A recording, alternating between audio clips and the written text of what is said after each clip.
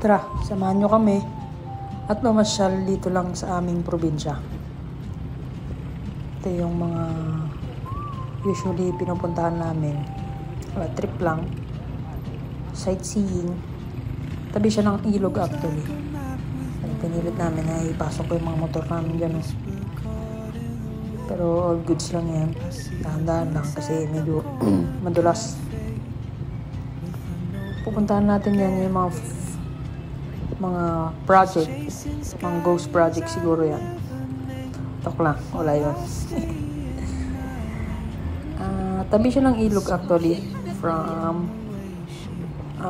Barangay Garcia. At itong part na to, I think Barangay Halog na to. Motor-motor lang kami dyan. Kasama ko yung mga papangkin ko. Ako yung nag-drive doon. Tapos JD yung nakadilaw. Isang motor. Gamit namin yung motor ng tito nila. Kasi ito, yung nag-video na to, si ate. Ate Tintin yan. Tapos yung driver, yung kapatid niya yan, si Marco. Kakain-kain lang kami dyan. Mangga, nagbaon kami. Kasi yun yung view mo. Tapos bumili na lang kami ng mga food dyan. So yun yung ilog. Apakapangit ng ilog kasi summertime yan. Hindi ganun. Yan, makita mo yung Cordillera, mga mountains yan. Cordillera Mountains. Saglit lang kami kasi kailangan ni tita nila yung motor. Yan, pabalik na kami. Gang, let's go! Diba? Ganda ng background namin. Dinadaanan natin ng mga truck.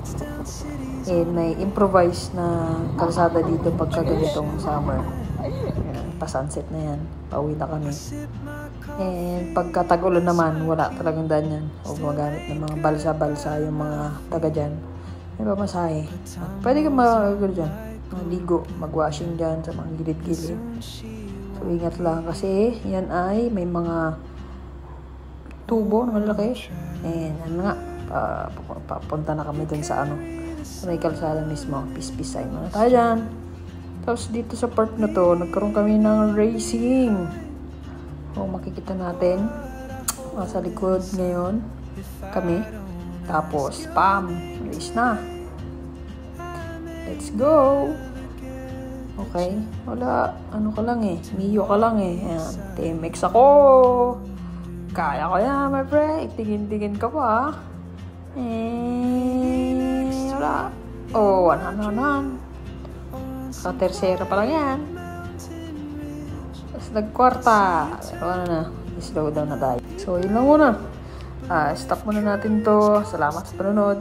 Babush. Peace out.